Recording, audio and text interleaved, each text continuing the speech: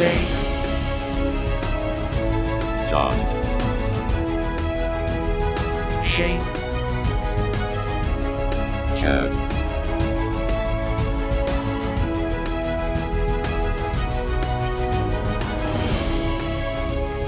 these sci-fi guys. Welcome to These Sci-Fi Guys. I am your host, Dave, and with me, as always, is John. Hello? He's Am I not going to alive? say anything. I don't know. I don't know if I'm alive. I can't hear anything. Oh, really? You can't hear anything. Chad and Shane. Hello there. Good evening, everybody. So, John, can you not hear us? It's just not if you can't hear us. Can you hear us? I can hear Chad. Can you hear me? Specifically, I can hear Chad. Okay, Chad, then guess what? You're going to be the one that's pointing him to the... That's say, right. What did you think about that, John? So, all right, today... I actually thought of a funny thing. I was going to say, hey, who you going to call? Ghostbusters! That's right. We're doing Ghostbusters, the original movie. I can't believe John can't hear us. He can only hear Chad. That's hilarious. So we can talk about him. So Chad's going to interpret. Chad's going to interpret. Okay. We're gonna rate this thing. No. Rotten Tomatoes. What did Rotten Tomatoes give this? We all Rotten Tomatoes, John. What number? If you're talking, we can't hear you.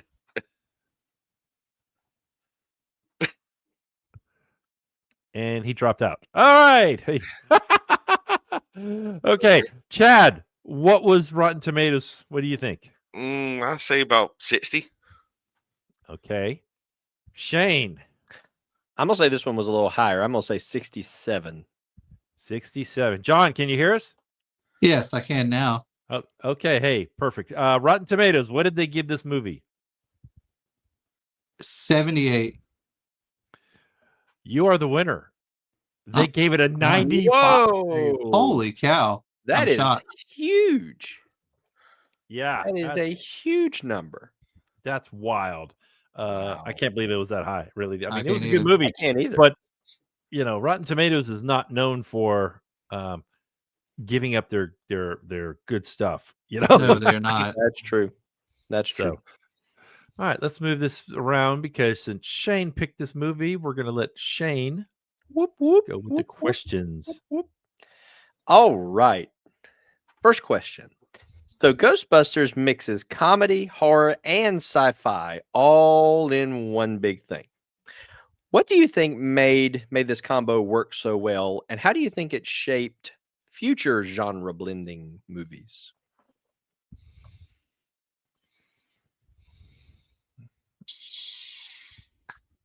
That wasn't I mean, me.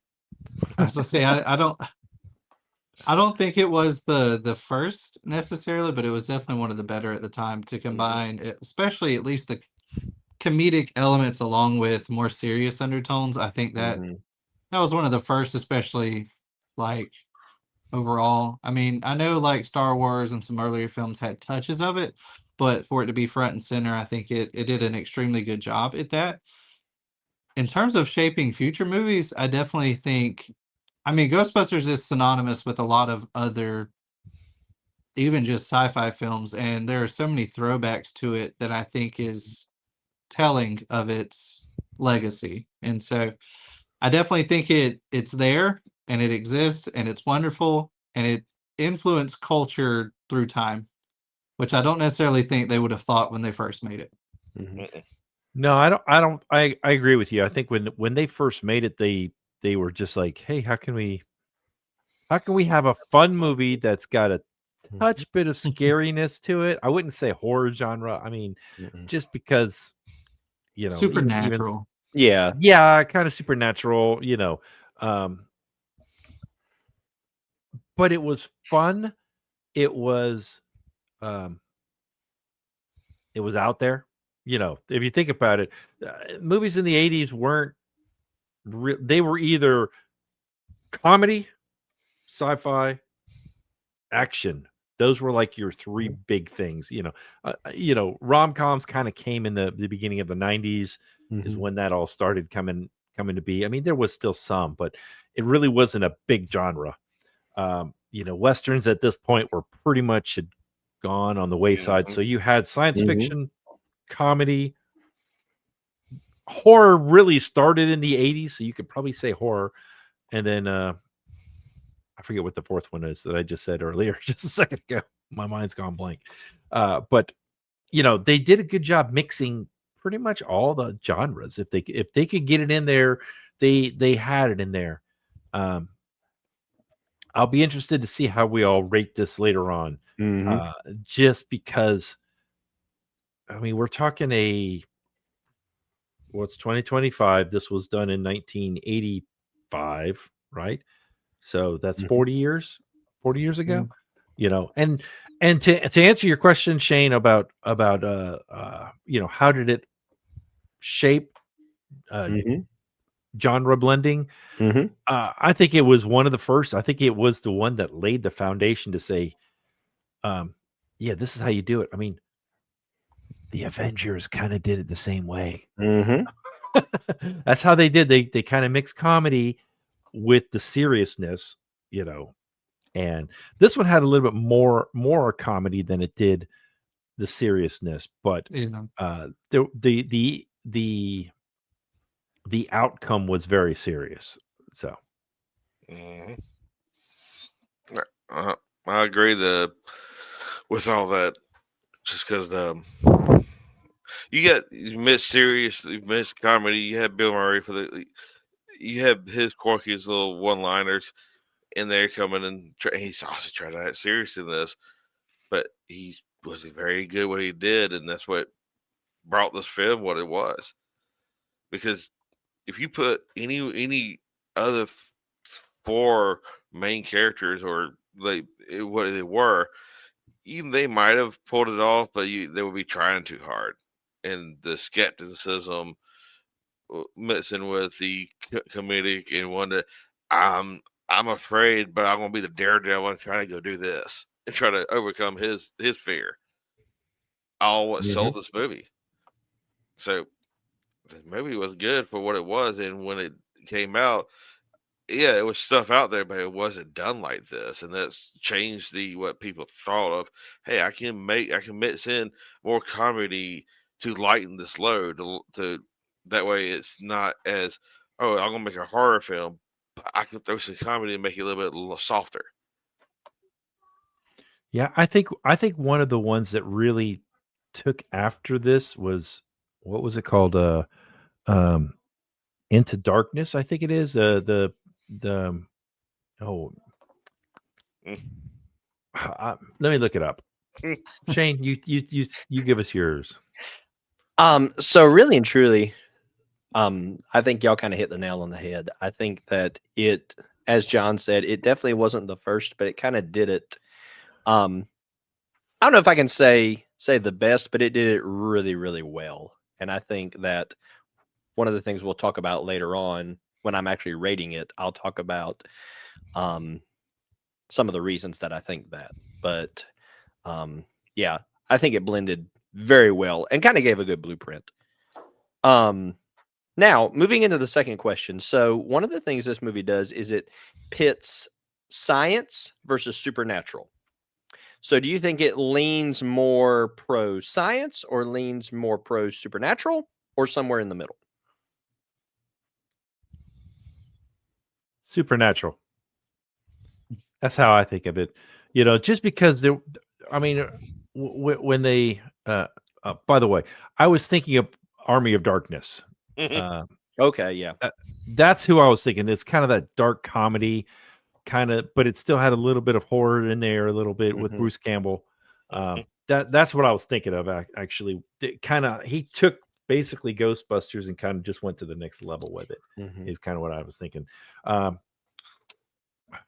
Again, my brain's just going somewhere. You just asked a question about, oh yeah, supernatural. Yeah, thank you. I'm glad I had you text me the questions because it's been a long day. I get that. I think I do think it's a lot more of the super. I mean, just when they were describing the building and how they were saying, okay, this guy was either a genius or he was a certified lunatic or he had something else, and I think that something else was all what they were talking about, because everything they fought was supernatural. I mean, it wasn't like Scooby and Shaggy and the gang and this was just a bunch of people that were just dressed up as ghosts. These were real ghosts, Yeah. So I agree with that. I don't think it can, even though there's I'm the scientist trying to prove something. That was not the main focus of this movie. I mean, they brought you to it. Like, hey, I'm researching if you could do this. Grab that. I'm going to test that out. So yeah, it's more supernatural than sciencey. It's not the way in the middle of it. It was maybe 95% supernatural, probably 5% sciencey. it still fits in the sci-fi genre, though. Yeah, Oh, 100%. We've taken less. yeah. Yeah, we have. We have. I'm just sure. Now, to me, I think there's two perspectives here, and personally, I think it does lean more science, but I think it leans more science in terms of the canon of inside the film itself. I think as an outside viewer, yeah, it's definitely more supernatural because we see the science act is kind of fake and comedic. But I think if you were in their world, they definitely play more of the science side. Like if we were in the world, it would be more science based. But us looking from the outside as viewers, they obviously played that up for the comedic effect. Like, oh yeah, look at these big shot scientists. Yeah, they have no idea what they're doing. They're just being True. silly. But at the same time, we have a backpack nuclear accelerator and a thing that can Mhm. actually catch ghosts. I mean, they're leaning That hard on they the science designed. in terms They of are. who they are. It's just They we are. see it as comedic. That's true. Yeah, they didn't really get into that too much in the movie that they designed those and built them themselves, and all the equipment, like the little meter that he had, the little stick And with the little pieces that came out, how they built those, And I know we don't do plot holes anymore, but where did the money come from? I don't know. That's what I was trying to figure out. Well, Who would no, give them a remember loan? they said they said at least the version I watched had him. They said he got a mortgage on his Yeah. house, Oh, or okay. another mortgage, a third And, mortgage, or yeah, whatever. but the thing is, it doesn't matter what version you watch. It was in there. After they got let go from the university, they walk out of a bank. Dan Aykroyd's character, all three of them walked out of the bank, but Dan Aykroyd's the one that got the mortgage. I can't believe it. I don't know why I got a third mortgage out of the house, and then out the. Well, the only thing I can say is he must have had a really nice house in New That's York. what I'm saying. Yeah. Oh yeah. Because New York is big Yeah. money, Yeah, in everything. Everything. You- Yeah. How about you, Shane? Questions on think you. it's on me. I kind of lean in the middle, I'll be honest. And I think that one of the cool things about this movie, when you think about it from a more philosophical thought or perspective, is that it does lean, I think, more on the science side when you think about it. But at the same point, it kind of makes you think about, well, science really doesn't prove everything. There are some things that can't be explained. There are some things that just they are more supernatural, as we talk about. And I think this movie kind of does a good job of showing that. And you even see that kind of in the character arcs too, where they're first kind of based specifically on science, and then they're like, yeah, it doesn't explain this Zool thing that's going on. So seeing some of that happen, I think, is pretty cool. Okay. This is more of a fun one. Okay. So if you were a Ghostbuster, which one would you be? Would you be the brains, the skeptic, the comic relief, or the daredevil? Not the daredevil. I know that much. Depending on the assignment, maybe the brainy, but I'd probably be more the tech guy. Whoever's coming up with all the technology and making it work, I think I'm more of that route. Or realistically, I'm the guy with a spreadsheet who keeps up with where all the ghosts are and our success rate. That's more of who I am. I'm the data analyst. There you go. There you go. I would probably say I'm the comic relief, because somebody's got to do it, and between the four of us, yeah, no, no, He's the Bill I don't know. Murray. He's the Bill Murray. No, yeah, although, yeah, I can see that. Although he's much better than I am, obviously. Yeah, I'm just. Cause what was it? The Daredevil, The Or so the the skeptic. brains, the skeptic, the comic relief, or the daredevil. It's only 3 at the end. He had 4. What was the 4th? Well, that's 4. That's 4. Brains, skeptic, comic relief, daredevil. I'm more like probably with this. I'll probably be the legit. Hey, that's just really see that? I want to be the skeptic. Just see that. I'll be the skeptic. Okay. I am probably more of the I'm a Dan Aykroyd kind of guy who is a little bit Fake it till you make it. he is more of the brains, but he's also a little bit of a daredevil, a little bit. But I don't think some of those things I would have just like ran into. Like I would not have been the guy to go and talk to Zool first. No. Just, I would not have been like I have been like nope, not it. So that's probably where I would fall.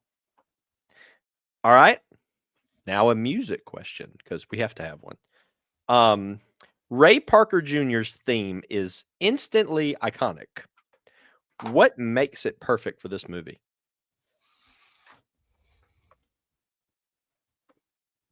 I think it's catchy, obviously. I mean, it gets stuck in your head. It's a Halloween classic. Like, it gets played every Halloween now. But it's catchy. In universe, it was a jingle, and so it was meant to be catchy because who are you going to call? Well, Ghostbusters, obviously, right?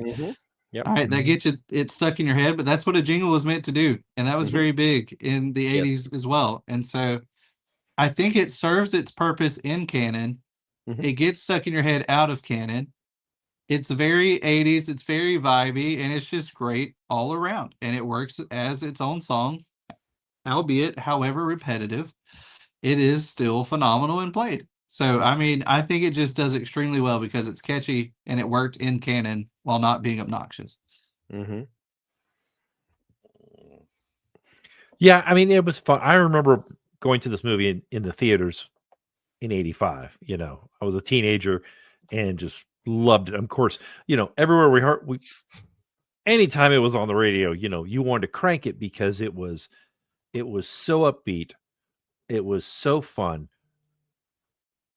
But since we've been doing this, and now since Shane's been on the show, I've really been listening to scores a lot more. And You're welcome. the rest of the soundtrack I didn't care for on this. Yeah. I didn't think. I thought that this was a hit. Everything else was mediocre. Yeah. I mean, it was definitely an 80s vibe. It definitely sounded that way for sure. But Ray Parker Jr. was he was big in the earlier 80s, like 79, 80, 81, and then he kind of had a couple of years where he really didn't do much, and then this just like jumped him way up, and but yeah, I think John said it the best. It's catchy. That's the big thing, it's super catchy. So Yeah. you think about like when you think about Footloose, you think about what is it? Danger Zone. You think about a lot of these songs. Top Gun, They're just catchy. And they get stuck in your head, and you don't ever, you don't forget about them for a long time. Yeah, the song was catchy. I agree with all this. With the other songs that are in there, it was great. It was 80s. Yeah, this movie was made in the 80s, and it was great for what at the time it came out for. Like, if this movie came out in the 90 and 10 years later, the catchy jingle like that might not have been they probably would have came up with it. They would try it. It wouldn't never. Okay, who you gonna call? Okay, Ghostbusters. But it made it what it was. You had at the time, what was it? Back to the Future came out at the same time, the same year as this, right? Or was it a year? Yeah, 85. I don't know. Yeah. You had Yeah, Power of Love. yeah. Again, another one that's very upbeat, very It's catchy. it's what it Gotta go was. back in time.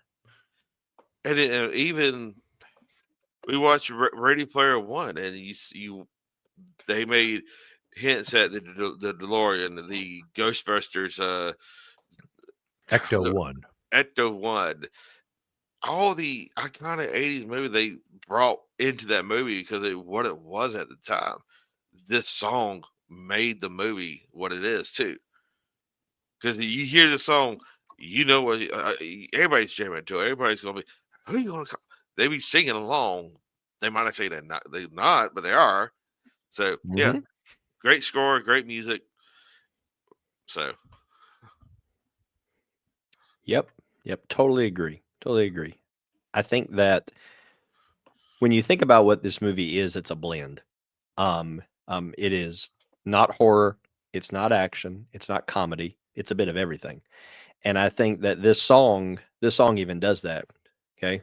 When you think about the very beginning, the opening thing, doon doon doon doon doon doon, that part, classic 80s. When you think about the lyrics are actually a little bit comical, a little funny when you think about it, when you break them down. Then the middle part, the da dun da dun da dun dun dun da, that part, that's got some dissonance in there, which gives it a little bit more of kind of a ghostly, kind of Halloweeny kind of feel to it. So the theme, like the movie, kind of mixes everything together. Yeah. So thinking about it that way, it really fits exactly what this movie is supposed to be. And I think honestly, it's just, as all three of you have said, it is so catchy. That's why it's lasted this long. So I completely agree. Last question. What makes this movie a classic? Because they've had like 10 sequels. True. I mean, they're keeping it out front. Who did it? Warner Brothers or yeah, Warner Brothers. Yeah. I mean, they have been. They did Ghostbusters, then Ghostbusters 2. Then did they do 3? Mm-hmm. Gosh, I don't even remember 3. I remember 2. 1 and 2 were my 2 favorites, and then they kind of rebooted it, or they tried to reboot it with the girls and that crashed and burned. Then they kind of brought in Paul Rudd, and then they kind of brought it back, and then how Egon passed away, but they got his ghost there helping, and I'm sorry if I'm spoiling this for anybody if you haven't seen any of these later ones, but where it's got the kids, the one kid from Stranger Things, I think. Anyway, so it's. I'm sorry, I lied. That was only 2. One I thought 84, 89. Then I remember Ghostbusters 2 is when if you haven't seen it, sorry, I'm going to spoil it, with the Statue of Liberty. Yeah. Right? Yeah. Yep. 2016 was the flop. They crashed and burned on. 21 and 24. You had Afterlife and Frozen Empire. I think if you got to go, leave off that wannabe reboot and just go in Afterlife in 2024. Afterlife was actually pretty good. Those sequels were pretty good. I never saw the one with the girls. I really didn't. Me neither. I thought about it, but the reviews were so bad, and I was like, I enjoyed it, I'll be honest. Now, it's not 1 or 2, I'll be honest. But I thought it was funny. Says the man with a who purple gave Street Fighter a 1. No. I did. I'm kidding. I did. I kid you.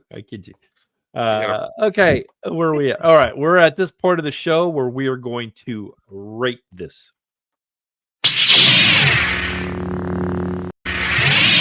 Okay, we're going to rate this movie on a scale of 0 to 5 lightsabers. We are allowed to do halves, which we like. And everyone's like, why do you have to half? Because Kylo Ren had 1.5 lightsabers. So I guess we're going with that. Yes. Because he can do the little, the little thingies. yeah. See, the whatever. Or Yoda's half lightsaber, you know. True. Yeah, that's true. Yeah. Yoda's got a little one. So, but Yeah, but but he yeah, was pretty. He was the one thing in that movie was the only thing that was worth watching. That was the Yoda fight. Yes. The lightsabers. That Yes. was the only thing that was It worth was it. good. All right, Shane. What? Oh, speaking of which, John, what did you rate last week? For some reason, it didn't save it. Do you remember? I believe a 4. Beetlejuice was a 4. Okay, I'll just make sure I put it in there. Beetlejuice. Okay, Shane, what did you rate this one? So, I will never know. Whenever it starts with "so," that means I will preface this. I love this movie. I love this movie. We know you love this movie. I think there are so many. Chad, it is my turn to talk. Thank you very much. You'll get your turn in a minute. Hey, man. Oh my gosh. It wasn't Sleepy Hollow. No, it was not Sleepy Hollow. So for me, this movie, the reason it is iconic is because it is such an amazing blend. When you think about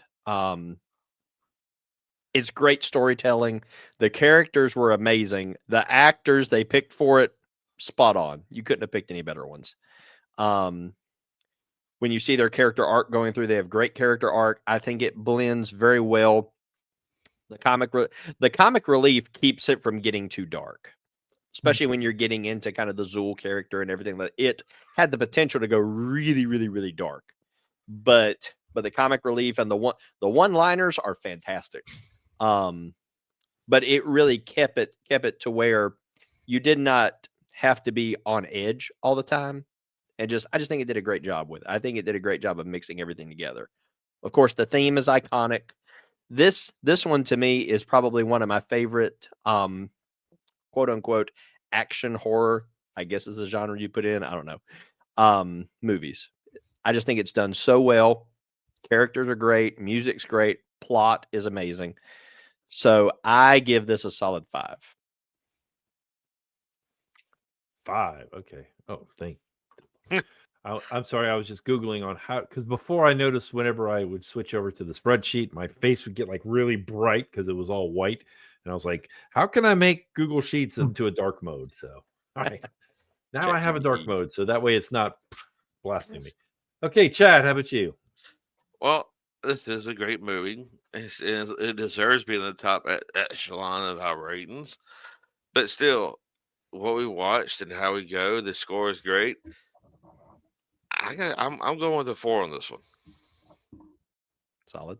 Going with a 4. Okay, John. What's the Halloween equivalent of the Scrooge? I mean, I'm not going that low, but I don't think there's an equivalent. Scrooge. You know, Halloween the bah humbug. Bah humbug. Bah humbug. There's Anyway. not one. I know. I wish there was. Christmas, man. That's like 2 months away. We can't do Christmas yet. Oh, we're close, guys. November That's why I 1st. asked if there was a November Halloween 1st, you no, start no. Christmas. No. November 1st, you start. Okay, hold on. Where's that mute button for sure? All right. No, you cannot have. It's bad enough when I go to the store to get Halloween stuff and it's like shoved to the side because all the Christmas stuff is already out. Well, I'm like, really? And it's But not even. Do not Halloween tell my yet. wife that. Do not tell my wife that. don't Well, tell go to the nobody Dollar that. Trees. There's already got Christmas decorations out.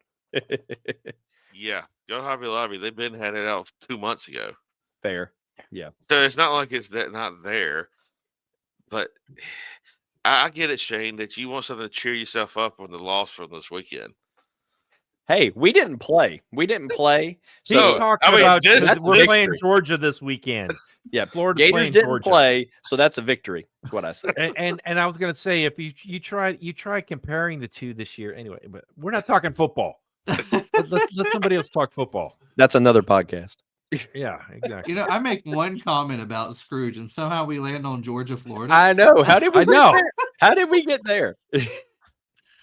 Anywho, Tasty for rabbit. me, it's not extremely low, but I feel like it's abnormal for me to be on the lower end.